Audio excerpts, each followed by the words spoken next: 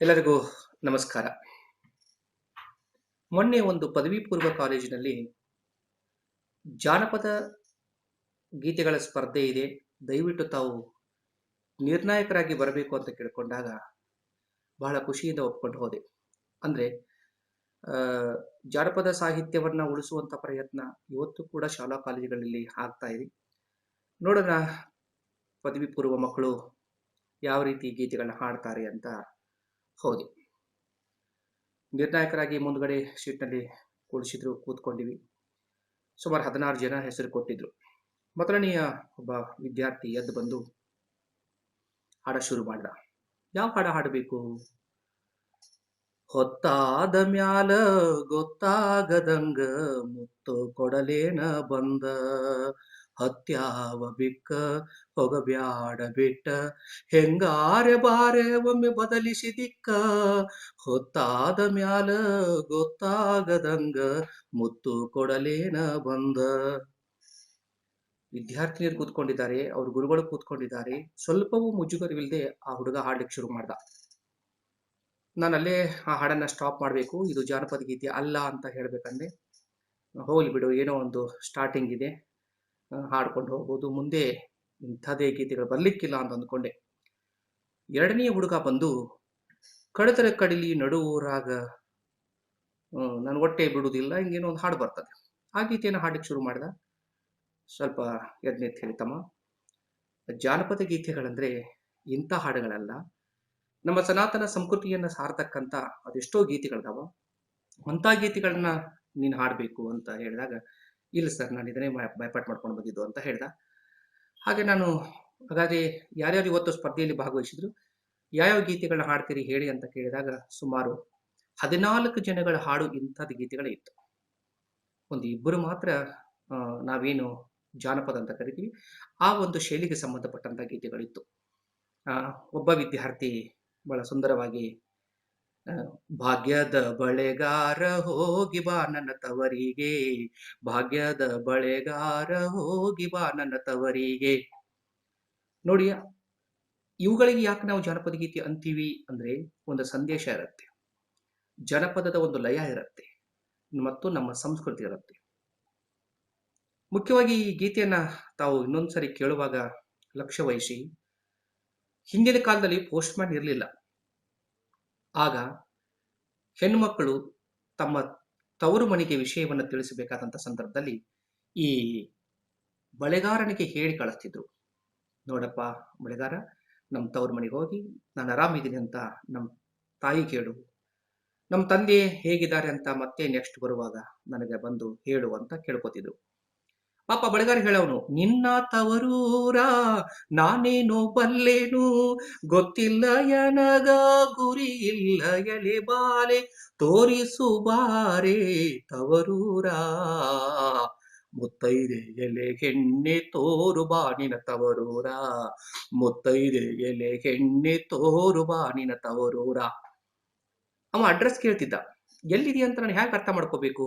ಆಕೆ ಹೇಳ್ತಿರೋದು, ಬಾಳೆ ಬಳಕ್ಕೆ ಬಿಡು ನಿಂಬೆ ಎಡಕ್ಕೆ ಬಿಡು, ಬಾಳೆ ಬಲಕ್ಕೆ ಬಿಡು ನಿಂಬೆ ಎಡಕ್ಕೆ ಬಿಡು, ನಟ ನಡುವೇಲಿ ನೀ ಹೋಗೋ ಬಳೆಗಾರ, ನಟ ನಡುವೇಲಿ ನೀ ಹೋಗೋ ಬಳೆಗಾರ, ಅಲ್ಲಿ ಹೂದಿನ್ನ ತವರೂರು.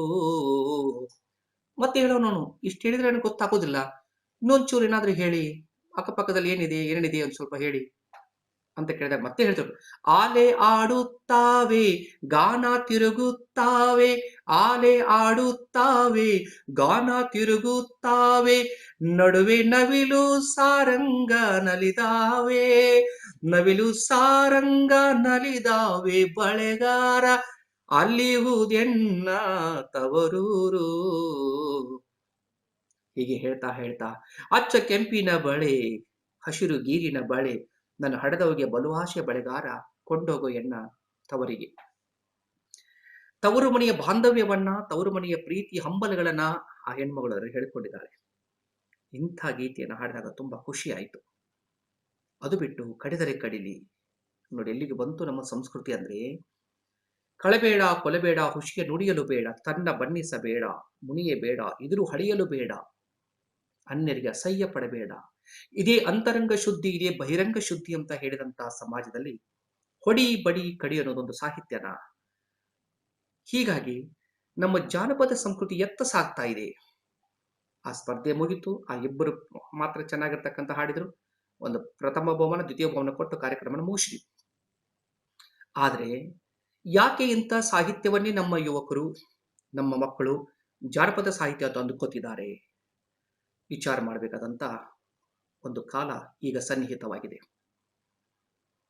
2012ನೇ ಇಸ್ವಿ ಆಗೆಲ್ಲ ಈ ರಸಮಂಜರಿ ಅಂತಕ್ಕಂಥ ಕಾರ್ಯಕ್ರಮಗಳಲ್ಲಿ ಬಹಳ ಸರಳವಾಗಿ, ಶಾಂತ ರೀತಿಯಿಂದ ಮತ್ತು ಆರೋಗ್ಯಕರ ಆನಂದದಿಂದ ಕಾರ್ಯಕ್ರಮಗಳು ಸಾಗ್ತಿತ್ತು. ನಾನು ನೋಡಿದ ಪ್ರಕಾರ ಗಂಗಾವತಿ ಪ್ರಾಣೇಶ್ ಅಂತವರು, ನರಸಿಂಹ ಜೋಶಿ, ಮಹಾಮಣಿ ಅಂತಕ್ಕಂಥ 3 ಜನ ಹಾಸ್ಯ ಕಲಾವಿದರನ್ನು ಕರೆಸಿ 1 ಗಂಟೆಗಳ ಕಾಲ ಅವರಿಂದ ಹಾಸ್ಯವನ್ನ ಕೇಳ್ತಿದ್ರು. ಆರೋಗ್ಯಕರವಾಗಿರ್ತಕ್ಕಂಥ, ಅಶ್ಲೀಲ ಪದಗಳು ಇರಲಾರದಂತಹ, ಹಿರಿಯರು, ಯುವಕರು, ಮಾತೆಯರು, ಮಕ್ಕಳು ಕುಳಿತುಕೊಂಡು ನೋಡುವಂತ ಒಂದು ನಗೆಹನಿಗಳನ್ನ ಕೇಳುವಂತ ಅವಕಾಶ ಇತ್ತು. ಇದಾದ್ಮೇಲೆ ಕೇವಲ ಹಾಸ್ಯ ಅಷ್ಟೇ ಆದ್ರೆ ಏನೋ ಒಂದು ಕಡಿಮೆ ಅನಿಸತ್ತ, ಒಂದಿಷ್ಟು ಹಾಡುಗಳಿರಲಿ ಅನ್ನೋ ಕಾರಣಕ್ಕೆ ಹಾಸ್ಯ ಕಲಾವಿದರ ಜೊತೆ ಹಾಡುಗಾರರನ್ನ ಸೇರಿಸುವಂತದ್ದು ಆರಂಭವಾಯಿತು. ಹಿಂದೆ ತಬಲಾ, ಹಾರ್ಮೋನಿಯಂ ಬಳಸ್ತಿದ್ರು. ಅದಾದ್ಮೇಲೆ ಡೋಲಕ್ಕು, ಕ್ಯಾಶಿಯಂ ಬಳಸುವಂತ ಒಂದು ವ್ಯವಸ್ಥೆ ಸ್ಟಾರ್ಟ್ ಆಯಿತು. ಆಗ್ಲೂ ಕೂಡ ಗಾಯಕ ತನ್ನ ಪಾಡಿಗೆ ತನ್ನ ಗೀತೆಯನ್ನು ಹಾಡ್ತಿದ್ದ, ಕೂತ್ಕೋತಿದ್ದ. ಅದಾದ್ಮೇಲೆ ಒಂದಿಷ್ಟು ಹಾಸ್ಯ, ಒಂದು ಒಳ್ಳೆಯ ನೃತ್ಯ, ಅದು ಭರತನಾಟ್ಯ ಅಂತಕ್ಕಂಥ ಒಂದು ನೃತ್ಯ ಸಾಕ್ತಿತ್ತು. ಹೆಸರಿಗೆ ತಕ್ಕ ಹಾಗೆ ಸಾಂಸ್ಕೃತಿಕ ಕಾರ್ಯಕ್ರಮ ಅನ್ನೋ ರೀತಿಯಲ್ಲಿ ನಡೀತಿತ್ತು. 2014ನೇ ಇಸ್ವಿಗೆ ಇದು ಕೆಡಲಿಕ್ಕೆ ಶುರುವಾಯಿತು. ಹೇಗೆ ಕೆಡಲಿಕ್ಕೆ ಶುರುವಾಯಿತು ಅಂದ್ರೆ, ಹಾಸ್ಯ ಕಲಾವಿದರು ಅಲ್ಲಿ ಇದ್ರೂ ಕೂಡ ಅಗಣ್ಯ, ಬೇಕಾಗಿಲ್ಲ, ಹಾಡುಗಳೇ ಪ್ರಧಾನವಾಗಬೇಕು ಅಂತಕ್ಕಂಥ ಹಿನ್ನೆಲೆ ಒಳಗಡೆ ಗಾಯಕ ಮತ್ತು ಗಾಯಕಿಗೆ ಹೆಚ್ಚಿನ ಪ್ರಾಶಸ್ತ್ಯ ಕೊಡ್ಲಿಕ್ಕೆ ಶುರುವಾಯಿತು. ಅಕಸ್ಮಾತ್ ಏನಾದ್ರು ಅಂತ ಕಾರ್ಯಕ್ರಮ ಮಧ್ಯೆ ಹಾಸ್ಯ ಕಲಾವಿದರು ಮೈಕ್ ಹಿಡ್ಕೊಂಡ್ರೆ, ಸಾಕ್ ಬಿಡ್ರಿ ಸರ್, ಸಾಕು ಕಾಮಿಡಿ ಸಾಕ್ರೆ ನಮ್ಗೆ ಹಾಡ ತಗೋರಿ, ಜನ ಹಾಡ ಕೇಳ್ತಿದ್ದಾರೆ ಅಂತ ಹೇಳಕ್ ಶುರುವಾಯಿತು. ಆರಂಭದಲ್ಲಿ ಗಾಯಕ ತನ್ನ ಪಾಡಿಗೆ ತನ್ನ ಹಾಡ್ತಿದ್ದ, ಕೂತ್ಕೋತಿದ್ದ. ಅದಾದ್ಮೇಲೆ ಈ ಗಾಯಕ ಬರೀ ಗಾಯನ ಮಾಡಿದ್ರೆ ಹೇಗೆ, ಅದಕ್ಕೊಂದಿಷ್ಟು ಇನ್ನೂ ಏನಾದ್ರು ಸೇರಿಸಬೇಕು ಅಂತ ತಿಳ್ಕೊಂಡು ಡಾನ್ಸ್ ಮಾಡ್ಲಿಕ್ಕೆ ಶುರು ಮಾಡ್ದ. ಅಂದ್ರೆ ನೃತ್ಯ ಮಾಡ್ತಾ ಹಾಡ್ಲಿಕ್ಕೆ ಶುರು ಮಾಡ್ದ. ಅಷ್ಟಕ್ಕೂ ಸಮಾಧಾನ ಸಿಗ್ಲಿಲ್ಲ. ಸಹಗಾಯಕಿಯ ಜೊತೆ ಮೈ ಮುಟ್ಟ ಕೈ ಮುಟ್ಟ ಹೋಗೋದು, ಕೈ ಹಿಡ್ಕೊಂಡು ಡಾನ್ಸ್ ಮಾಡೋದು, ಅದು ಸ್ಟಾರ್ಟ್ ಆಯ್ತು. ಅಲ್ಲಿಗೂ ತೃಪ್ತಿ ಆಗ್ಲಿಲ್ಲ. ನೃತ್ಯ ಮಾಡ್ಲಿಕ್ಕೆ ಬಂದಂತ ನೃತ್ಯಗಾರ್ತಿ ತನ್ನ ನೃತ್ಯ ಮುಗಿದ ಮೇಲೆ ಮತ್ತೆ ಕೆಳಗಿಳಿದು ಹೋಗ್ಬೇಕು, ಅಂದ್ರೆ ಮುಂದಿನ ನೃತ್ಯಕ್ಕೆ ರೆಡಿಯಾಗಿ ಬರಬೇಕು. ಅವಳು ಕೂಡ ಮುಂದಿನ ನೃತ್ಯಕ್ಕೆ ಹೋಗೋ ಬದಲಿ ಸ್ಟೇಜ್ ಮೇಲೆ ಕುಳಿತುಕೊಳ್ಳುವಂತ ಒಂದು ವ್ಯವಸ್ಥೆ ಆರಂಭವಾಯಿತು. ಗಾಯಕಿ ಒಬ್ಬಳೇ ಸಾಲಲ್ಲ ಅಂತ ತಿಳ್ಕೊಂಡು ಈ ಗಾಯಕ ಆ ನೃತ್ಯಗಾರ್ತಿ ಜೊತೆ ಮತ್ತು ಈ ಗಾಯಕಿ ಇಬ್ಬರ ಜೊತೆ ನೃತ್ಯ ಮಾಡ್ತಾ ಹಾಡೋದನ್ನ ಸ್ಟಾರ್ಟ್ ಮಾಡಿದ. ಅದಾದ್ಮೇಲೆ ಅಷ್ಟಕ್ಕೂ ಸೀಮಿತ ಆಗಲ್ಲ, ಅಡಗೊಡ್ಡೆ ಅಂತ ಕರೀತಾರೆ ನಮ್ಮ ಕಡೆ. ಇನ್ನೊಬ್ಬ ಹೆಂಗಸು ಅಥವಾ ಇನ್ನೊಬ್ಬ ಗಂಡಸು ಮಧ್ಯೆ ಬರ್ತಾ 4-5 ಜನ ಸೇರಿ ಒಂದು ಹಾಡನ್ನು ಹಾಡೋದು. ಪಲ್ಲವಿ ಯಾರು ಹಾಡ್ತಾರೋ, ಚರಣ ಯಾರು ಹಾಡ್ತಾರೋ, ರಾಗ ಯಾವುದು, ತಾಳ ಯಾವುದು, ಸ್ವರ ಯಾವುದು, ಭಾವ ಯಾವುದು, ಜನ ಈ ಕಡೆ ಲಕ್ಷ್ಯ ಕೊಡುವುದನ್ನು ಬಿಟ್ಟು ಇವರ ನೃತ್ಯವನ್ನ ನೋಡುವುದರ ಕಡೆ ಮತ್ತು ಇವರ ವೇದಿಕೆ ಮೇಲೆ ನಡೆಸ್ತಕ್ಕಂಥ ಚಲನವಲನಗಳನ್ನು ನೋಡ್ಲಿಕ್ಕೆ ಶುರು ಮಾಡಿದ್ರು. ಮುಖ್ಯವಾಗಿ ಒಂದನ್ನು ಗಮನಿಸಬೇಕು, ದೇವರು ಒಂದು ಕಲೆಯನ್ನ ಮುಖ್ಯವಾಗಿ ಇಟ್ಟಿರ್ತಾನೆ, 4-5 ಕಲೆಗಳನ್ನ ಸಬ್ ಅಂದ್ರೆ ಉಪ ಕಲೆಗಳಾಗಿ ನೀಡಿರ್ತಾನೆ. ಹಾಗೆ ನೋಡಿದ್ರೆ ಜಗತ್ತಿನಲ್ಲಿ ಸಕಲ ಕಲಾವಲ್ಲಭ ಅಂತಕ್ಕಂಥ ಪದ ಎಲ್ಲೋ ಕೋಟಿಗೊಬ್ಬರು ಸಿಗುವಂಥದ್ದು. ಆದ್ರೆ ಇವರು ಏನ್ ಮಾಡಿದ್ರಂದ್ರೆ, ನಾನು ಹಾಡಬಲ್ಲೆ, ನಾನು ಕುಣಿಯಬಲ್ಲೆ, ನಾನು ಮಧ್ಯ ಹಾಸ್ಯವನ್ನು ಮಾಡಬಲ್ಲೆ, ಅಷ್ಟೇ ಅಲ್ಲ ನನ್ನ ಹಾಡಿಗೆ ನಾನೇ ಆಂಕರಿಂಗ್ ಮಾಡಿಕೊಳ್ಳಬಲ್ಲೆ. ತಮ್ಮ ಹಾಡಿಗೆ ತಾವೇ ಆಂಕರಿಂಗ್ ಮಾಡಿಕೊಳ್ಳೋದು. ಈ ಮಧ್ಯ ಬಳಸುವಂತ ಹಾಸ್ಯವು ಕೂಡ ಆರಂಭದಲ್ಲಿ ಸುಂದರವಾದಂತ, ಎಲ್ಲರೂ ನಗುವಂತ, ಎಲ್ಲರೂ ಕೇಳುವಂತ ಜೋಕ್ಸ್ಗಳಿದ್ರೆ, ಬರ್ತಾ ಬರ್ತಾ ಆ ಜೋಕ್ಸ್ಗಳ ಪರಿಸ್ಥಿತಿ ಎಲ್ಲಿಗೆ ಬಂತು ಅಂದ್ರೆ ಡಬಲ್ ಮೀನಿಂಗ್ ಇರ್ತಕ್ಕಂಥ, ಅಂದ್ರೆ ದ್ವಂದ್ವಾರ್ಥ ಇರ್ತಕ್ಕಂಥ ಮತ್ತು ಅಶ್ಲೀಲವಾಗಿರ್ತಕ್ಕಂಥ ಹಾಸ್ಯ ಪ್ರಸಂಗಗಳನ್ನ ಹೇಳುವಂಥದ್ದು ಆರಂಭವಾಯಿತು. ಇವತ್ತು ಸದ್ಯ ಪರಿಸ್ಥಿತಿ ಎಲ್ಲಿಗೆ ಬಂದಿದೆ ಅಂದ್ರೆ, ವೇದಿಕೆ ಅಂದ್ರೆ ಅದೊಂದು ಜಾತ್ರೆ. ನಾವು ಸಭಾ ಮರ್ಯಾದೆ ಅಂತ ಕರಿತೀವಿ ಸಭಾ ಮರ್ಯಾದೆ. ದಕ್ಷಿಣ ಕರ್ನಾಟಕದ ಕಡೆ ನೀವು ವೇದಿಕೆಗಳನ್ನು ನೋಡ್ರಿ ಹೇಗಿರ್ತಾವಂದ್ರೆ, ಹಾಡುಗಾರ ಇದ್ರೆ ಹಾಡುಗಾರ ಮಾತ್ರ ವೇದಿಕೆ ಮೇಲೆ ಇರ್ತಾನೆ. ಆತನಿಗೆ ಸಂಗೀತ ಬೇಕಾಗಿದ್ರೆ ಪಕ್ಕವಾದ್ಯದವರು ಜೊತೆಗಿರ್ತಾರೆ. ಅವ್ರದ್ದು ಮುಗಿದ ಮೇಲೆ ನೃತ್ಯ ಮಾಡೋದ್ರೆ ನೃತ್ಯ ಕಲಾವಿದೆ ಮಾತ್ರ ವೇದಿಕೆ ಮೇಲೆ ಇರ್ತಾರೆ. ಆಂಕರಿಂಗ್ ಮಾಡೋರೂ ಕೂಡ ತಮ್ಮ ಆಂಕರಿಂಗ್ ಮುಗಿದ ಮೇಲೆ ಸ್ಟೇಜ್ ಮೇಲೆ ಕೂತ್ಕೊಳ್ಳಲ್ಲ. ಪಕ್ಕದಲ್ಲಿ ಒಂದು ರೂಮ್ ಇರುತ್ತೆ, ಸಭಾಭವನ ಇದೆ, ಒಂದು ರೂಮ್ ಇರುತ್ತೆ, ಆ ರೂಮ್ನಲ್ಲಿ ಕೂತ್ಕೋತಾರೆ. ಇಲ್ಲ ಅಂದ್ರೆ ಕೆಳಗಡೆ ಬಂದು ಕೂತ್ಕೋತಾರೆ. ಅಂದ್ರೆ ವೇದಿಕೆ ಶಿಸ್ತಾಗಿರ್ಬೇಕು. ಅಲ್ಲಿ ಈ ಪ್ರದರ್ಶನ ನೀಡ್ತಕ್ಕಂಥವ್ರನ್ನ ಬಿಟ್ಟು ಬೇರೆ ಯಾರು ಇರಬಾರ್ದು ಅಂತಕ್ಕಂಥ ಒಂದು ಪಾವಿತ್ರ್ಯತೆ ಆ ಕಡೆ ವೇದಿಕೆಗಳಿಗೆ. ನಮ್ಮ ವೇದಿಕೆಗಳ ಪರಿಸ್ಥಿತಿ ಎಲ್ಲಿಗೆ ಬಂದಿದೆ ಅಂದ್ರೆ, ಹಾಡ್ಲಿಕ್ಕೆ ಬರ್ತಕ್ಕಂಥ ಗಾಯಕ ಒಬ್ಬನೇ ಬರೋದಿಲ್ಲ, 4 ಜನರನ್ನು ಕರ್ಕೊಂಡ್ ಬರ್ತಾನೆ. ಅವ್ರ ವೇಷಭೂಷಣಗಳು, ಅವ್ರ ಹೇರ್ ಸ್ಟೈಲ್ಗಳು, ಅವರು ಮಾಡುವಂತ ವರ್ತನೆಗಳು ದೇವರೇ ಬಲ್ಲ. ಅವರು ಕೂಡ ವೇದಿಕೆ ಮೇಲೆ ಕೂತ್ಕೊಂಡ್ಬಿಡ್ತಾರೆ. ನರ್ತಕಿ, ಗಾಯಕಿ, ಗಾಯಕ, ಹಾಸ್ಯ ಕಲಾವಿದ, ಆಂಕರಿಂಗ್ ಮಾಡೋರು ಇವರೆಲ್ಲರೂ ವೇದಿಕೆ ಮೇಲೆ ಕುಳಿತಿದ್ದಾರೆ. ನಾವು ಇವ್ರನ್ನ ಕರೆಸಿದೀವಿ, ನಾವೇನು ಕಡಿಮೆ ಅಂತ 3 ಜನ ಕೂಡ ಆ ಕಡೆ ಈ ಕಡೆ ಬಂದು ಕೂತ್ಕೋತಾರೆ. ಈಗ ನಾನು ಆಗ್ಲೇ ಹೇಳಿದ್ದಲ್ಲ, ವೇದಿಕೆಗಳನ್ನೋದು ಒಂದು ಜಾತ್ರೆ. ಇನ್ನ ನಮ್ಮ ಕಡೆ ಕಾರ್ಯಕ್ರಮ ಕೊಡೋರ್ಗಿಂತ ಕಾರ್ಯಕ್ರಮ ನೋಡೋರ್ಗೂ ಟ್ರೈನಿಂಗ್ ಇಲ್ಲ, ಬೇಕದು. ಆಕ್ಚುಲಿ ಮೈಸೂರು ಕಡೆ ಏನಾಗತ್ತಂದ್ರೆ, ಒಂದು ಕಾರ್ಯಕ್ರಮಕ್ಕೆ ಹೋಗ್ಬೇಕಂದ್ರೆ ಮನೆಯಲ್ಲಿ ಮಕ್ಕಳಿಗೆ ಹೇಳ್ತಾರೆ, ಅವ್ರು ನೋಡು ನಾಳೆ ಕಾರ್ಯಕ್ರಮ ಇದೆ, ಹಿಂಗ್ ಕೂತ್ಕೋಬೇಕು, ಕರೆಕ್ಟಾಗಿ ನೋಡ್ಬೇಕು, ಗಲಾಟೆ ಮಾಡಕ್ ಹೋಗ್ಬಾರ್ದು, ಅವ್ರು ಏನ್ ಹೇಳ್ತಾರೆ ಎಲ್ಲ ಕೇಳಿಸ್ಕೋಬೇಕು ಅಂತ ಮಕ್ಕಳ ಟ್ರೈನಿಂಗ್ ಹೇಳ್ತಾರೆ. ಜೊತೆಗೆ ಆ ಕಡೆ ಜನಕ್ಕೆ ನೋಡಿ ನೋಡಿ ಒಂದು ಕಾರ್ಯಕ್ರಮದ ಕುರ್ಚಿ ಮೇಲೆ ನೀಟಾಗಿ ಕೂತ್ಕೊಂಡು ಆ ಕಾರ್ಯಕ್ರಮ ಆಸ್ವಾದನೆ ಮಾಡೋದು, ಅಂದ್ರೆ ಆ ಕಾರ್ಯಕ್ರಮವನ್ನು ಗ್ರಹಿಸೋದು, ಜೊತೆಗೆ ಆನಂದಿಸೋದು. ಅದರಲ್ಲಿ ಏನಾದರೂ ಸಾಂಸ್ಕೃತಿಕ ಅಂಶಗಳಿದ್ರೆ ಒಳಗಡೆ ಅದನ್ನ ಅಪ್ಲೈಡ್ ಮಾಡ್ಕೊಳ್ಳೋದು, ಆ ಕಡೆ ಸಾಗ್ತದೆ. ಈ ಕಡೆ ನಮ್ಮ ವೇದಿಕೆಗಳು, ವೇದಿಕೆಯ ಮುಂಭಾಗದಲ್ಲಿ ಎಷ್ಟು ಜನ ಇರ್ತಾರೋ ಅದರ 2ರಷ್ಟು ಜನ ವೇದಿಕೆಯ ಅಕ್ಕಪಕ್ಕದಲ್ಲಿ ಇರ್ತಾರೆ.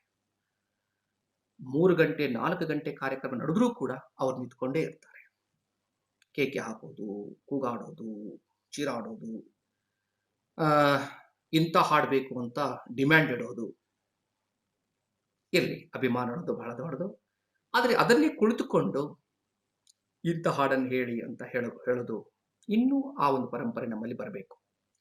ವಿಚಿತ್ರ ಅಂದ್ರೆ, ವೇದಿಕೆ ಹಿಂಭಾಗದಲ್ಲಿ ಅಂದ್ರೆ ವೇದಿಕೆ ಹಿಂದೆ ಒಂದು ಕರ್ಟನ್ ಇರುತ್ತೆ, ಒಂದು ಬ್ಯಾನರ್ ಇರುತ್ತೆ, ಹಿಂದ್ಗಡೆ ಏನೂ ಕಾಣಿಸೋದಿಲ್ಲ ಕಾರ್ಯಕ್ರಮ, ಅಲ್ಲಿಯೂ ಕೂಡ ಒಂದಿಷ್ಟು ಜನ ನಿಂತಿರ್ತಾರೆ, ಮುಗಿಯುವವರೆಗೆ ನಿಂತ್ಕೊಂಡು ಏನೇನೋ ಮಾತಾಡ್ತಿರ್ತಾರೆ ಹಿಂದ್ಗಡೆ. ಪಾಪ ಕಲಾವಿದರು ಕೂಡ ಎಷ್ಟು ಕಷ್ಟ ಅಂದ್ರೆ, ಕುರುಕ್ಷೇತ್ರ ಯುದ್ಧದಲ್ಲಿ ಶ್ರೀಕೃಷ್ಣ ಭಗವದ್ಗೀತೆಯನ್ನು ಹೇಳ್ತಿದ್ದಂತೆ, ಅರ್ಜುನ ಅದನ್ನ ಕೇಳ್ತಿದ್ದಂತೆ. ನೆರಳಾಟ, ಚೀರಾಟ, ಒದರಾಟ, ಯುದ್ಧ ಭೂಮಿಯಲ್ಲಿ ಎಲ್ಲ ಸಂಗತಿಗಳು, ಅಂಶಗಳು ತುಂಬಿ ತುಳುಕ್ತಿತ್ತು. ಅಲ್ಲಿ ಕೇಳುವಂತ ಒಂದು ವಾತಾವರಣವೇ ಇರಲಿಲ್ಲ, ಆದ್ರೂ ಅರ್ಜುನ ಅದನ್ನು ಕೇಳ್ತಿದ್ದಂತೆ. ಇಲ್ಲೂ ಕೂಡ ನಮ್ಮ ಕಲಾವಿದರು ಈ ಸುತ್ತಮುತ್ತಲ ವೇದಿಕೆಯ ಸುತ್ತಮುತ್ತಂತ ಎಲ್ಲ ಜನರನ್ನ ಸಹಿಸಿಕೊಂಡು, ಅವ್ರು ಆಡ್ತಕ್ಕಂಥ ಮಾತುಗಳು, ಚೀರಾಟ, ಕೂಗಾಟ ಅದೆಲ್ಲವನ್ನು ಸಹಿಸಿಕೊಂಡು ಕಾರ್ಯಕ್ರಮ ನೀಡಬೇಕು, ಅದೊಂದು ಚಾಲೆಂಜ್. ಆದ್ರೆ ಮುಂದೆ ಕುಳಿತಂತ ಆಡಿಯನ್ಸ್ ಇರ್ತಾರಲ್ಲ, ಅವ್ರು ನಿಜವಾದಂತ ಆಡಿಯನ್ಸ್. ಅವರು ಕಾರ್ಯಕ್ರಮ ನೋಡ್ಬೇಕು, ನಮ್ಮೂರಲ್ಲಿ ವರ್ಷಕ್ಕೊಂದು ಜಾತ್ರೆ ಇದೆ, ಉತ್ಸವ ಇದೆ ಅಂತ ವರ್ಷದುದ್ದಕ್ಕೂ ಕಾಯ್ಕೊಂಡು ಕೂತಿರ್ತಾರೆ. ಕಾರ್ಯಕ್ರಮ ನೋಡಬೇಕು ಅಂತ ಈ ಒಂದು ಕಡೆ ಹಿರಿಯರು, ಹೆಣ್ಣು ಮಕ್ಕಳು, ಮಾತೆಯರು, ಮಕ್ಕಳು ಕೂತ್ಕೊಂಡಿರ್ತಾರೆ. ಆದ್ರೆ ಆರಂಭದಲ್ಲಿ ಗಾಯಕ ಗಾಯಕಿಯರು 1-2 ಭಕ್ತಿ ಗೀತೆಗಳನ್ನ ಹಾಡ್ತಾರೆ. ಆರಂಭದವ್ರ ಮಾತು ಬಹಳ ಚೆನ್ನಾಗಿರುತ್ತೆ. ಈ ಕಾರ್ಯಕ್ರಮಕ್ಕೆ ಆಗಮಿಸಿರತಕ್ಕಂಥ ಎಲ್ಲ ಹಿರಿಯರೇ, ಗುರು ಹಿರಿಯರೇ, ತಾಯಂದಿರೇ, ಮಾತೆಯರೇ, ಮುದ್ದು ಮಕ್ಕಳೇ, ನಿಮ್ಮೆಲ್ಲರಿಗೂ ಶರಣು ಶರಣಾರ್ಥಿಗಳನ್ನ ಸಲ್ಲಿಸಿ ನಮ್ಮ ಕಾರ್ಯಕ್ರಮವನ್ನು ಆರಂಭ ಮಾಡುತ್ತಿದ್ದೇವೆ ಅಂತ. ಕುಳಿತುಕೊಂಡವರು ಅಂತಾರೆ ಹಿರಿಯರು, ಇಲ್ಲಪ್ಪ ಶರಣು ಶರಣಾರ್ಥಿಗಳು ಅಂತ ಹೇಳ್ತಿದ್ದಾರೆ ಅಂದ್ರೆ ಬಹುಶಃ ಅಧ್ಯಾತ್ಮದ ಹಿನ್ನೆಲೆಯಲ್ಲಿ ಕಾರ್ಯಕ್ರಮ ಸಾಗ್ತದೆ, ಬಹುಶಃ ಚೆನ್ನಾಗಿರಬೇಕು ಅಂತ ಕೂತ್ಕೋತಾರೆ. 1-2 ಭಕ್ತಿ ಗೀತೆಗಳು ಮುಗಿದ ಮೇಲೆ ಶುರುವಾಗತ್ತೆ ನಿಜವಾದಂತ ಕಾರ್ಯಕ್ರಮ. ಭಕ್ತಿ ಗೀತೆಗಳ ನಂತರ ಆರಂಭವಾಗುವುದು ಶಕ್ತಿ ಗೀತೆಗಳು. ಶಕ್ತಿ ಗೀತೆಗಳು ಅಂದ ತಕ್ಷಣ ಇವೇನು ಬದುಕಿಗೆ ಬೇಕಾದಂತ ಶಕ್ತಿ ಕೊಡುವಂತ ಟಾನಿಕ್ಗಳ ಹಾಡಲ್ಲ, ಅಥವಾ ಟಾನಿಕ್ ಇರ್ತಕ್ಕಂಥ ಮ್ಯಾಜಿಕ್ ಕೊಡ್ತಕ್ಕಂಥ ಮ್ಯೂಸಿಕ್ ಅಲ್ಲ. ಬದುಕನ್ನ ಅಡ್ಡದಾರಿಗೆ ಒಯ್ತಕ್ಕಂಥ, ಬದುಕಿನಲ್ಲಿ ಎಂದೂ ನಾವು ಅವುಗಳನ್ನ ಅಳವಡಿಸಿಕೊಳ್ಳಲಾರದಂತಹ ಬದುಕಿಗೆ ಪ್ರೇರಣೆ ಮತ್ತು ಪೂರಕ ಆಗಲಾರದಂತ ಅದೆಷ್ಟೋ ಹಾಡುಗಳು ಒಂದಾದ್ಮೇಲೆ ಬರ್ತಾ ಹೋಗುತ್ತೆ. ಪಾಪ ಹಿರಿಯರು ತಾಯಂದಿರು ನೋಡ್ತಾರೆ, ಹಾಡುಗಳನ್ನು ಕೇಳಲಾರದೆ, ಅರೆಬರೆ ಬಟ್ಟೆಯಲ್ಲಿ ನೃತ್ಯ ಮಾಡತಕ್ಕಂಥ ನೃತ್ಯಗಾರ್ತಿಯನ್ನು ನೋಡಲಾರದೆ, ಮಧ್ಯೆ ಮಧ್ಯೆ ಬಳಸ್ತಕ್ಕಂಥ ಅಶ್ಲೀಲ ಪದಗಳ ಜೋಕ್ಸ್ಗಳನ್ನ ಅರಗಿಸಿಕೊಳ್ಳಾರದೆ ಒಬ್ಬೊಬ್ಬರಾಗಿ ಎತ್ತ ಹೋಗ್ಲಿಕ್ಕೆ ಶುರು ಮಾಡ್ತಾರೆ. ಆ ಕಡೆ ಈ ಕಡೆ ಇತ್ತಂತ ಯುವ ಪಡೆ ಇದೆಯಲ್ಲ, ಅವ್ರಿಗೆ ಇದೇ ಬೇಕು. ಆದಷ್ಟು ಬೇಗ ಹಿರಿಯರು ಎಲ್ಲ ಎದ್ದು ಹೋಗ್ಲಿ, ತಾಯಂದ್ರೆಲ್ಲ ಎದ್ದು ಹೋಗ್ಲಿ, ನಮಗೆ ಬೇಕಾದಂತ ನಿಜವಾದಂತ ಹಾಡುಗಳನ್ನ, ಅಂದ್ರೆ ಅವ್ರಿಗೆ ಯಾವ ಬೇಕಲ್ಲ ಅಂತ ಹಾಡುಗಳನ್ನ ಹಾಡ್ಕೊಂಡು ಅವ್ರ ಜೊತೆ ಕುಣಿಕೊಂಡು ಆಸ್ವಾದನೆ ಮಾಡ್ಲಿಕ್ಕೆ ಅನುಕೂಲ ಆಗತ್ತೆ ಅನ್ನುವಂತ ಒಂದು ವಾತಾವರಣ ಕಾಯ್ತಿರ್ತಾರೆ. ಇದೆಲ್ಲ ಆದ್ಮೇಲೆ 1 ಗಂಟೆ ಆದ್ಮೇಲೆ ಶುರುವಾಗತ್ತೆ ರಸಮಂಜರಿ ಹೋಗಿ ಕಸಮಂಜರಿ ಆಗತ್ತೆ. ಯಾಕೆ ಇದನ್ನ ನೊಂದ್ಕೊಂಡು ಇಷ್ಟೆಲ್ಲ ಹೇಳ್ತಾ ಇದ್ದೀನಿ ಅಂದ್ರೆ, ಜಾನಪದದ ಹೆಸರಿನಲ್ಲಿ ದಂಧ ನಡೆದಿದೆ. ದಂಧೆ, ಅದನ್ನ ದಂಧ ಅಂತ ಪದ ಬಳಸ್ತಾ ಇದ್ದೀನಿ. ನನ್ನ ಪ್ರತಿಭೆಯನ್ನು ತೋರಿಸ್ಬೇಕು, ನಾನು ಯಾರು ಅನ್ನೋದು ನಾನು ಗುರುತಿಸ್ಕೋಬೇಕು ಅನ್ನೋದು ಒಂದು. ಎರಡನೇದು ದುಡ್ಡು ಮಾಡಬೇಕು, ಮೂರನೇದು ಹೆಸರು ಮಾಡಬೇಕು. ನನ್ನ ಕಲೆಯನ್ನು ತೋರಿಸ್ಬೇಕು, ದುಡ್ಡು ಮಾಡಬೇಕು, ಹೆಸರು ಮಾಡಬೇಕು. ಈ 3 ಕಾರಣಕ್ಕೆ ಜಾನಪದವನ್ನ ಬಳಸಿಕೊಂಡು ಬಿಸಾಕ್ತಿದ್ದಾರೆ. ಹೆಸರು ಮಾತ್ರ ಉತ್ತರ ಕರ್ನಾಟಕದ ಜಾನಪದ ಕಲಾವಿದರು, ಉತ್ತರ ಕರ್ನಾಟಕದ ಜವಾರಿ ಜಾನಪದ ಕಲಾವಿದರು, ಜಾನಪದ ಹಾಸ್ಯ ಸಂಜೆ, ಜಾನಪದ ಸಂಗೀತ, ಅಲ್ಲಿ ಯಾವುದು ಇರೋದಿಲ್ಲ. ಗೊತ್ತಾ ನಿಜವಾದ ಜಾನಪದ ಅಂದ್ರೆ ಯಾವುದು ಅಂತ? ಡೊಳ್ಳಿನ ಪದ, ಹಂತಿ ಹಾಡು, ಕುಟ್ಟುವ ಹಾಡು, ಬೀಸುವ ಹಾಡು, ಎಲ್ಲಮ್ಮನ ಹಾಡು, ಚೌಡಿಕೆ ಪದಗಳು ಅಂತ ಕರೀತೇವೆ. ಚೌಡಿಕೆ ಪದಗಳು, ಲಾವಣಿಗಳು, ಬಯಲಾಟ ಗೀತೆಗಳು, 1 2 ಅದೆಷ್ಟೋ ಹಾಡುಗಳು. ಯಾವ ವೇದಿಕೆ ಮೇಲೆ ನಡೆಯುವುದಿಲ್ಲ. ಬಂಗಾರದ ಬಳೆ ತೊಟ್ಟು ಬಡವರನ ಬೈಬ್ಯಾಡ, ಬಂಗಾರದ ಬಳೆ ತೊಟ್ಟು ಬಡವರನ ಬೈಬ್ಯಾಡ, ಬಂಗಾರ ನಿನಗೆ ಸ್ಥಿರವಲ್ಲ, ಬಂಗಾರ ನಿನಗೆ ಸ್ಥಿರವಲ್ಲ, ನನ್ನ ಮಗಳ ಮಧ್ಯಾಹ್ನದ ಹೊತ್ತು ತಡವಲ್ಲ. ಇದರಲ್ಲಿ ಒಂದು ಸಂಸ್ಕಾರ ಇದೆ. ಆಚಾರ ಕರಸಾಗು, ನೀತಿಗೆ ಪ್ರಭುವಾಗು, ಮಾತಿನಲ್ಲಿ ಚೂಡಾಮಣಿಯಾಗು. ಆಚಾರ ಕರಸಾಗು, ನೀತಿಗೆ ಪ್ರಭುವಾಗು, ಮಾತಿನಲ್ಲಿ ಚೂಡಾಮಣಿಯಾಗು, ಜ್ಯೋತಿಯಾಗು ಜಗಕ್ಕೆಲ್ಲ. ಇದರಲ್ಲಿ ಒಂದು ನೈತಿಕತೆ ಇದೆ. ಅತ್ತೆಯ ಮನೆಯಾಗ ಮುತ್ತಾಗಿ ಇರಬೇಕು, ಹೊತ್ತಾಗಿ ಕೊಟ್ಟರು ಉಣಬೇಕು, ಹೊತ್ತಾಗಿ ಕೊಟ್ಟರು ಉಣಬೇಕು, ನನ್ನ ಮಗಳ ತವರಿಗೆ ಹೆಸರ ತರಬೇಕು. ಮಾತುಗಂಟಿ ಮಗಳಲ್ಲ, ಜಗಳಗಂಟಿ ಸೊಸೆಯಲ್ಲ, ಮಾತುಗಂಟಿ ಮಗಳಲ್ಲ, ಜಗಳಗಂಟಿ ಸೊಸೆಯಲ್ಲ, ಮನೆಗೆ ಬಂದಳೆಯ ಮಗನಲ್ಲ, ಮನೆಗೆ ಬಂದಳೆಯ ಮಗನಲ್ಲ, ನನ್ನ ಮಗಳ ಮಾತು ತಂದವಳು ಮಗಳಲ್ಲ. ಮಗಳಿಗೆ ಹೇಳಬೇಕಾದ ಸಂಸ್ಕಾರಗಳು, ಮಗನಿಗೆ ಹೇಳಬೇಕಾದ ಸಂಸ್ಕಾರಗಳು, ಹೆತ್ತವರನ್ನ ನೋಡಿಕೊಳ್ಳಲು ಮಕ್ಕಳಿಗೆ ನೀಡಬೇಕಾದ ಸಂಸ್ಕಾರಗಳು ಈ ಯಾವ ಜಾನಪದ ಹಾಡುಗಳಿಲ್ಲ. ತಾಯವ್ನ ಬೈಬ್ಯಾಡೋ ತಿರುಗೇಡಿ ನನ್ನ ತಮ್ಮ, ಬಾಳ ದಿನದಾಕಿ ಹಡದವ್ವ, ಬಾಳ ದಿನದಾಕಿ ಹಡದವ್ನ ಬೈದರ ಬಾಳ ಮರುಗ್ಯಾಳೋ ಮನದಾಗ. ಇಂಥ ಎಲ್ಲ ಗೀತೆಗಳನ್ನ ಹಾಡಬೇಕಾದಂತ ವೇದಿಕೆಗಳನ್ನ ಟ್ರ್ಯಾಕ್ ಬಿಟ್ಟಿರ್ತಕ್ಕಂಥ ಟ್ರ್ಯಾಕ್ಟರ್ ಹಾಡುಗಳನ್ನೇ ಜಾನಪದ ಅಂತ ನಂಬಿಸುವ ರೀತಿಯಲ್ಲಿ ಇವತ್ತಿನ ನಮ್ಮ ಕಾರ್ಯಕ್ರಮಗಳು ಸಾಗ್ತಾ ಇದೆ. ಜಾನಪದವನ್ನ ಆಯಾ ಕಾಲಕ್ಕೆ ತಕ್ಕಂತೆ ಬರೆಯುವಂತ ಇದೆಷ್ಟೋ ಸಾಹಿತಿಗಳು ಹುಡ್ಕೊಂಡಿದ್ರು. ಉತ್ತರ ಕರ್ನಾಟಕದಲ್ಲಿ ಗುರುರಾಜ್ ಹೊಸಕೋಟೆಯವರು, ನಿಜಾಮ್ ಅಲ್ಲಾ ಖಾನ್ ಅವರು, ಗುರುರಾಜ್ ಕೆಂದೂಳಿಯವರು, ಪರೀಟ್ ಅವರು ಎಂಥ ಅದ್ಭುತ ಗೀತೆಗಳನ್ನ ಬರೆದ್ರು. ಒಂದೊಂದು ಹಾಡಿನಲ್ಲಿ ಕೂಡ ಜೀವನ ಇತ್ತು, ಸಂಸಾರ ಇತ್ತು, ದಾಂಪತ್ಯ ಇತ್ತು, ಬದುಕಿತ್ತು. ಒಂದೊಂದು ಹಾಡು ದುಡ್ಡು ಕೊಟ್ಟರ ಬೇಕಾದು ಸಿಗತೈತಿ ಈ ಜಗದಲ್ಲಿ ಕಾಣೋ, ಹಡೆದ ತಾಯಿಯನ್ನು ಕಳಕೊಂಡ ಮ್ಯಾಲೆ ಮತ್ತೆ ಸಿಗುವಳೇನೋ, ತಮ್ಮ ಮರಳಿ ಬರುವಳೇನೋ. ಇಡೀ ಒಬ್ಬ ತಾಯಿಯನ್ನು ಯಾವ ರೀತಿ ನೋಡ್ಕೋಬೇಕು, ನೋಡ್ಕೊಲಾರ್ದ ಮಗ ಹುಟ್ಟಿದ್ರೆ ಏನಾಗತ್ತೆ ಅಂತಕ್ಕಂಥ ಒಂದು ಗೀತೆ 35-40 ವರ್ಷಗಳಿಂದ ಇವತ್ತಿಗೂ ನಾವು ಕೇಳ್ತೀವಿ. ಈ ಗೀತೆನ ಹಾಡ್ತಾರೆ, ಇಲ್ಲಂತಲ್ಲ. ಕಲಾವಿದರು ಹಾಡ್ತಾರೆ. ಯಾಕೆ ಅಂದ್ರೆ ಎಲ್ಲ ಅಂತ ಹಾಡುಗಳನ್ನೇ ಹಾಡಿ ಹೋದ್ರು ಅಂತ ಅನಿಸ್ಕೊಳ್ಬಾರ್ದು ಅಂತಕ್ಕಂಥ ಆಪಾದನೆಯಿಂದ ತಪ್ಪಿಸ್ಕೊಳ್ಳೋಕೆ ಮಧ್ಯೆ ಈ ಅಂತ ಒಂದು ಗೀತೆನ ಹಾಡ್ತಾರೆ. ಈ ನಿಜ ಮಲ್ಲಕ ಎಷ್ಟ್ ತಮಾಷೆ ಹಾಡು. ನೀ ಜಗ್ಗ ಬ್ಯಾಡ ಬಿಡು ಶರಗ ಮಾವ, ನಾ ಬಿಡಾಕ ಹಿಡಿದಿಲ್ಲ ನಾ ನಿನ್ನ ಸೋದರ ಮಾವ, ಬರುವ ಸೋಮವಾರ ಐತಿ ಒಳ್ಳೆ ಮದುವೆಯ ಮುಹೂರ್ತ, ಅದರ ಸಲುವಾಗಿ ಹೇಳಿ ಕಳಿಸ್ಯಾಳ ನಮ್ಮವ್ವ ಬಾ ಅಂತ. ನೋಡಿ ತಮಾಷೆ ಇದೆ, ಆದ್ರೆ ಒಂದು ನಿಜವಾದ ಜೀವನ ಪರಂಪರೆಯಲ್ಲಿ ನಾವು ಕಾಣ್ತಾ ಹೋಗ್ತೀವಿ. ಪರೀಟ್ ಅವರ ಹಾಡುಗಳು, ಕಲ್ಲವ ಕೇಳ ಮಲ್ಲವ್ವ ಮಲ್ಲವ ಕೇಳ ನೀಲವ್ವ ನೀಲವ ಕೇಳ ಎಂಕವ್ವ, ಮದುವೆ ಒಂದಾಗತೈತಿ ಓಹೋಹೋ ಮದುವೆ ಒಂದಾಗತೈತಿ. ಅವ್ರ ಕಾಲಕ್ಕೆ ದೊಡ್ಡ ಮಗಳು ಬೇಕಾ ನನ್ನಳೆಯ, ನೀನು ಸಣ್ಣ ಮಗಳು ಬೇಕಾ ನನ್ನಳೆಯ, ದೊಡ್ಡ ಮಗಳು ಬೇಕಾ ನನ್ನಳೆಯ, ನೀ ಸಣ್ಣ ಮಗಳು ಬೇಕಾ ನನ್ನಳೆಯ, ದೊಡ್ಡ ಮಗಳು ಬೇಡ ಸಣ್ಣ ಮಗಳು ಬೇಡ, ಸಣ್ಣ ಮಗಳು ಬೇಡ ದೊಡ್ಡ ಮಗಳು ಬೇಡ, ನೀನ ಬೇಕಾ ನನ್ನತ್ತೆ. ಇದೇ ಆಗಿನ ಕಾಲದಲ್ಲಿ ಏನಪ್ಪಾ ಇದು ಇಂಥ ಹಾಡ ಬರೆದ್ರಲ್ಲ ಅಂತ ಅಂದುಕೊಂಡಾಗ ಹಾಡಿನ ಮುಂದಿನ ಸಾಲುಗಳು ಸಮರ್ಥನೆ ಮಾಡ್ತಾವ. ನಿನ್ನ ಮೆಟ್ಟಿಲೆ ಹೊಡಿತೀನಿ ನನ್ನ ಅಳಿಯ, ಇಂಥದೆಲ್ಲ ಮಾತಾಡಕ್ ಹೋಗ್ಬೇಡ ಅಂತ ತಿಳ್ಕೊಂಡು. ಅಂದ್ರೆ ಸಮಾಜಕ್ಕೆ ಮೆಸೇಜ್ ಕೊಡ್ತಕ್ಕಂಥ ಈ ಗೀತೆಗಳು ಇವತ್ತು ಎಲ್ಲಿಗೆ ಬಂದು ನಿಂತ್ಕೊಂಡಿದೆ ಅಂದ್ರೆ, ಗಂಡನ ಬಿಟ್ಟು ಬಾ, ತಾಳಿ ಹರ್ಕೊಂಡು ಬಾ, ಇನ್ನು ಸಂಬಂಧಿಕರನ್ನು ಬಿಟ್ಟು ಓಡಿ ಬಾ, ಬಸ್ ಸ್ಟ್ಯಾಂಡಿಗೆ ಬಾ, ಓಡಿ ಹೋಗೋಣ ಬಾ. 20-25 ವರ್ಷ ತಂದೆ ತಾಯಿಗಳು ಕಷ್ಟಪಟ್ಟು ಮುತ್ತಿಟ್ಟು ತುತ್ತಿಟ್ಟು ಮಕ್ಕಳನ್ನ ಬೆಳೆಸಿರ್ತಾರೆ. 10 ನಿಮಿಷದ ಆಕರ್ಷಣೆ ಪ್ರೀತಿಗೋಸ್ಕರ ಮನೆ ಬಿಟ್ಟು ಓಡಿ ಹೋಗೋಣ ಬಾ ಅಂತಕ್ಕಂಥ ಸಂದೇಶದ ಗೀತೆಗಳು ಏನ್ ಕೊಡೋಕ್ ಸಾಧ್ಯ? ನಿಮ್ಗೆ ಆಶ್ಚರ್ಯ ಆಗತ್ತೆ. ಮಕ್ಕಳು, ಚಿಕ್ಕ ಚಿಕ್ಕ ಮಕ್ಕಳು, ಸುಮಾರು LKG UKG ಹಿಡ್ಕೊಂಡು 4, 5, 6, 7, 8ನೇ ತರಗತಿವರೆಗಿನ ಮಕ್ಕಳು ಇಂಥ ಗೀತೆಗಳನ್ನ ಸಂಪೂರ್ಣ ಕಂಠಪಾಠ ಮಾಡಿ ಹಾಡ್ತಾರೆ. ಅವ್ರಿಗೊಂದು ವಚನ ಬರೋದಿಲ್ಲ, ಒಂದು ಭಕ್ತಿ ಗೀತೆ ಬರೋದಿಲ್ಲ, ಒಂದು ಕೀರ್ತನೆ ಬರೋದಿಲ್ಲ, ಹೋಗ್ಲಿ ಒಂದು ಸುಂದರವಾದ ಸಿನಿಮಾ ಹಾಡು ಕೂಡ ಅವ್ರು ಬರೋದಿಲ್ಲ. ತಮ್ಮ ಪಠ್ಯ ಪುಸ್ತಕದಲ್ಲಿರ್ತಕ್ಕಂಥ ಪದ್ಯಗಳನ್ನ ಕಂಠಪಾಠ ಮಾಡಲಾರ್ದಂತ ಈ ಹುಡುಗರು ಈ ಗೀತೆಗಳನ್ನ ನೀವು 100 ಹಾಡ ಹೇಳಿದ್ರು ಬಾಯ್ಪಾಟ್ಲೆ ಹೇಳ್ತಾರೆ. ಬೇಕಾ? ಇದು ಬದುಕಿಗೆ ದಾರಿ ತೋರ್ಸತ್ತಾ? ಇದರಿಂದ ಏನಾದ್ರೂ ಬದುಕು ರೂಪ ಆಗತ್ತಾ?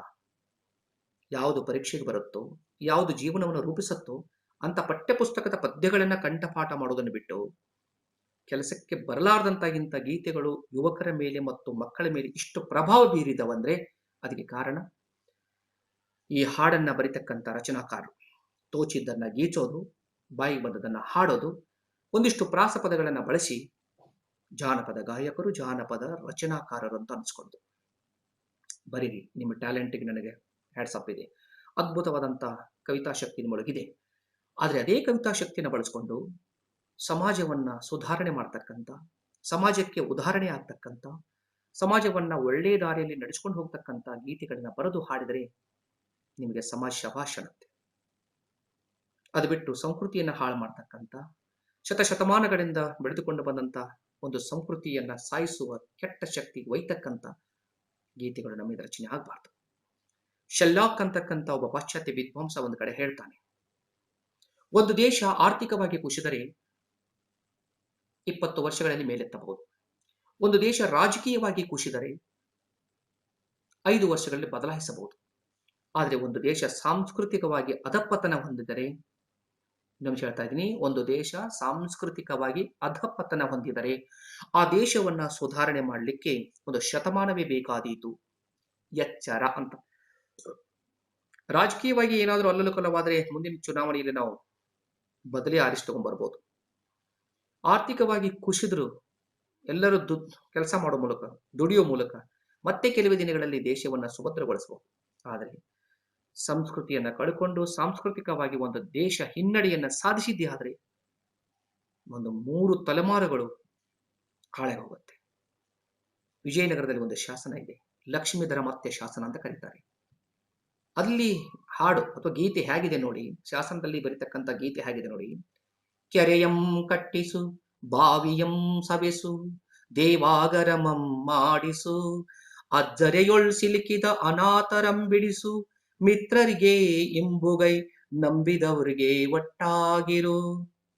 ತನ್ನ ಮಗುವಿಗೆ ಹೇಳ್ತಾಳೆ, ಮಗ ದೊಡ್ಡವನಾದ್ಮೇಲೆ ಕೆರೆ ಕಟ್ಟಿಸು, ಬಾವಿಯನ್ನು ತೋಡಿಸು, ದೇವಸ್ಥಾನಗಳನ್ನು ನಿರ್ಮಿಸು, ಕಷ್ಟ ಅಂತ ನಿನ್ನ ಹತ್ರ ಬಂದವರಿಗೆ ಉಪಕಾರ ಮಾಡಿ ಕಳಿಸು, ನಂಬಿದವರ ಜೊತೆ ಚೆನ್ನಾಗಿರು. ಇಂಥ ಮೌಲ್ಯಗಳನ್ನ ಹೇಳ್ತಕ್ಕಂಥ ಈ ಕನ್ನಡ ನಾಡಿನಲ್ಲಿ ಇವತ್ತು ನಾವು ಯಾವ ಮೌಲ್ಯಗಳನ್ನ ಬಿತ್ತಾ ಇದ್ದೀವಿ ವಿಚಾರಿಸಬೇಕಾದಂತ ಸಂಗತಿ ಇದೆ. ಹಾಗಾಗಿ ದೇವರು ಒಂದು ಅವಕಾಶವನ್ನು ಕೊಟ್ಟಿದ್ದಾನೆ. ಯಾವ ಅವಕಾಶ? Social media. 10-20 ವರ್ಷಗಳ ಹಿಂದೆ ಉತ್ತರ ಕರ್ನಾಟಕದ ಕಲಾವಿದರನ್ನಾಗಲಿ, ಸಾಹಿತಿಗಳನ್ನಾಗಲಿ, ಚಿಂತಕರನ್ನಾಗಲಿ, ವಿದ್ವಾಂಸರನ್ನಾಗಲಿ ಅಷ್ಟಾಗಿ ದಕ್ಷಿಣ ಕರ್ನಾಟಕದ ಜನ ಮುಖ್ಯವಾಹಿನಿಗೆ ತೆಗೆದುಕೊಂಡು ಬರೋ ಕೆಲಸ ಮಾಡಲಿಲ್ಲ. ಆದರೆ ಈಗ ಸೋಷಿಯಲ್ ಮೀಡಿಯಾದಿಂದ ನಮ್ಮನ್ನು ನಾವೇ ಪ್ರತಿನಿಧಿಸಿಕೊಳ್ಳತಕ್ಕಂಥ ಅವಕಾಶ ಸಿಕ್ಕಿದೆ. ಆದರೆ ಸಿಕ್ಕ ಈ ಅವಕಾಶವನ್ನ ಸದುಪಯೋಗ ಪಡಿಸ್ಕೋಬೇಕು, ದುರುಪಯೋಗ ಪಡಿಸ್ಕೊಳ್ಬಾರ್ದು. ವೇದಿಕೆ ಅಂದ್ರೆ ಅದೊಂದು ಪಾವಿತ್ರ್ಯತೆಯ ಸ್ಥಳ, ಅದೊಂದು ಪವಿತ್ರವಾಗಿರ್ತಕ್ಕಂಥ ಪುಣ್ಯ ಸ್ಥಳ. ಅಲ್ಲಿ ನಿಂತ್ಕೊಂಡು ಹೊಲಸು ಮಾತಾಡಬಾರ್ದು. ಅನ್ನ ಕೊಡ್ತಕ್ಕಂಥ ಜಾಗಕ್ಕೆ ಅನ್ಯಾಯ ಮಾಡಬಾರ್ದು. ದೇವರು ಕೊಟ್ಟಂತ ಕಲೆ ಜನರ ಕೊಲೆ ಆಗಬಾರ್ದು. ಜನರ ಮನಸ್ಸುಗಳನ್ನ ಕೊಲೆ ಮಾಡಿದ್ದೇ ಆದರೆ, ಮನರಂಜನೆಯ ಹೆಸರಿನಲ್ಲಿ ಜನರ ಮನಸ್ಸುಗಳನ್ನು ನೋಯಿಸಿದ್ದೇ ಆದರೆ, ಮುಂದೆ ಕುಳಿತವರಿಗೆ ಮುಜುಗರ ತರಿಸಿದ್ದೇ ಆದರೆ, ಹೆಣ್ಣು ಮಕ್ಕಳನ್ನ ಕೆಟ್ಟದಾಗಿ ನಾವು ಪ್ರತಿನಿಧಿಸಿದ್ದೇ ಆದರೆ, ನಿಮ್ಮ ಆತ್ಮಸಾಕ್ಷಿ ಮೆಚ್ಚುತ್ತೋ ಇಲ್ಲೋ ಗೊತ್ತಿಲ್ಲ. ದೇವರು ಅಂತ ಒಬ್ಬ ಇದ್ರೆ ಇದನ್ನು ಖಂಡಿತ ಕ್ಷಮಿಸೋದಿಲ್ಲ. ಹಾಗಾಗಿ ಒಳ್ಳೆಯ ಸಾಹಿತ್ಯ ರಚನೆಯಾಗಿ ಒಳ್ಳೆ ರೀತಿಯಿಂದ ಈ ನಾಡಿನಲ್ಲಿ ಹೊಸ ಬೆಳಕು ಮೂಡಬೇಕಾದಂತ ಅವಶ್ಯಕತೆ ಇದೆ. ಬಹಳ ದಿನಗಳಿಂದ ಈ ಮಾತುಗಳನ್ನ ಹೇಳಬೇಕನ್ನಿಸಿತ್ತು. ಇತ್ತೀಚೆಗೆ ನಡೀತಕ್ಕಂಥ ಒಂದಿಷ್ಟು ಜಾನಪದದ ಹೆಸರಿನ ಅವಾಂತರಗಳನ್ನು ನೋಡಿ ಮನಸ್ಸು ತಡೆದುಕೊಳ್ಳಾರದೆ ಹೇಳಿದ್ದೀನಿ ಅಷ್ಟೇ. ಬಂದಿದೆ ಕಾಲ. ಅವಕಾಶ ಕೊಟ್ಟು ನೋಡಿದರು, ಕುಣಿದು ನೋಡಿದರು. ಆದರೆ ಇವತ್ತು ಜನಕ್ಕೆ ಗೊತ್ತಾಗ್ತಾ ಇದೆ ಯಾವುದು ನಿಜವಾದಂಥ ಕಲೆ, ಯಾವುದು ಕೊಲೆ ಅಂತ, ಯಾವುದು ಸಂಸ್ಕಾರ, ಯಾವುದು ಬಹಿಷ್ಕಾರ ಅಂತ. ಹಾಗಾಗಿ ಜಾನಪದ ಸಾಹಿತ್ಯ ಅಂತಕ್ಕಂಥ ಬಹಳ ಶ್ರೇಷ್ಠವಾದ ಸಾಹಿತ್ಯ. ಕನ್ನಡ ನೆಲದಲ್ಲಿ ಅಷ್ಟೇ ಅಲ್ಲ, ಇಡೀ ಭಾರತೀಯ ಎಲ್ಲ ಭಾಷೆಗಳಲ್ಲೂ ಈ ಜಾನಪದ ಸಾಹಿತ್ಯ ಇದೆ. ಇದಕ್ಕೆ ನಾವು ನೆಲಮೂಲ ಸಂಸ್ಕೃತಿ ಅಂತ ಕರಿತೀವಿ. ಮನುಷ್ಯ ಹುಟ್ಟಿನಿಂದ ಚಟ್ಟದವರೆಗೆ ಈ ಸಂಸ್ಕೃತಿ ನಮ್ಮ ಜೊತೆ ಬರ್ತಿರ್ತದೆ. ಆದರೆ ಬೇರೆ ಬೇರೆ ಸಾಹಿತ್ಯಗಳನ್ನ ಅದಕ್ಕೆ ಅಡ್ಡಲಾಗಿ ತಗೊಂಬಂದು ಇದೇ ಜಾನಪದ ಅಂತ ನಂಬಿಸಿ ಮೂಲ ಜಾನಪದವನ್ನ ಸಾಯಿಸೋದು ಬೇಡ. ನಾವೆಲ್ಲರೂ ಸೇರಿ ಈ ಜಾನಪದ ಸಾಹಿತ್ಯವನ್ನ ಉಳಿಸೋಣ. ನಿಜವಾದಂತ ಜಾನಪದ ಗೀತೆಗಳನ್ನ ಬರೆದು ಹಾಡೋಣ. ನೋಡಿ, ಡಬಲ್ ಮೀನಿಂಗ್ ಇವತ್ತಲ್ಲ ಹಿಂದೆ ಕೂಡ ಇತ್ತು. ಆದ್ರೆ ಅವರು ಬಿಚ್ಚಿ ಹೇಳ್ತಿರ್ಲಿಲ್ಲ, ಮುಚ್ಚಿ ಹೇಳ್ತಿದ್ರು. ಒಂದು ಉದಾಹರಣೆ ಕೊಟ್ಟು ನನ್ನ ಮಾತನ್ನು ಮುಗಿಸ್ತೀನಿ. ಒಬ್ಬಳು ಹೆಣ್ಮಗಳು ಹೇಳ್ತಾಳೆ, ಒಬ್ಬನಿಗೆ ಕೈ ಕೊಟ್ಟೆ, ಒಬ್ಬನಿಗೆ ಕಾಲ್ ಕೊಟ್ಟೆ, ಒಬ್ಬನಿಗೆ ಕೈ ಕೊಟ್ಟೆ, ಒಬ್ಬನಿಗೆ ಕಾಲ್ ಕೊಟ್ಟೆ, ಒಬ್ಬನಿಗೆ ಸೀರೆಯನ್ನ ಕೊಟ್ಟು ಬಿಟ್ಟೆ ಚೆಲುವ. ಆಗ ಅವನು ಕೇಳ್ತಾನೆ, ಯಾವನಿಗೆ ಕೈ ಕೊಟ್ಟೆ, ಯಾವನಿಗೆ ಕಾಲ್ ಕೊಟ್ಟೆ, ಯಾರಿಗೆ ಸೀರೆಯನ್ನ ಕೊಟ್ಟು ಬಿಟ್ಟೆ ಚೆಲುವೆ. ಒಂದು ಕ್ಷಣ ಮನಸ್ಸು ಹೋಗುತ್ತೆ ಬೇರೆ ಕಡೆ, ಆದ್ರೆ ಮುಂದಿನ ನುಡಿ ಅದನ್ನು ಸಮರ್ಥನೆ ಮಾಡುತ್ತೆ.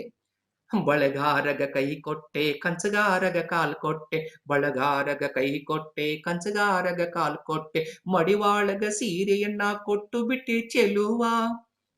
ಬಳೆ ಇಡಿಸುವಂತ ಸಂದರ್ಭದಲ್ಲಿ ಬಳೆಗಾರ ಕೈ ಕೊಡ್ಬೇಕಾಯ್ತು, ಕೊಟ್ಟೆ. ತೋಡೆ ಹಾಕೋಬೇಕಾದ ಸಂದರ್ಭದಲ್ಲಿ ಕಂಚಗಾರ ಕೈ ಕಾಲ್ ಕೊಡ್ಬೇಕಾಗಿತ್ತು, ತೋಡೆ ಹಾಕಿದ.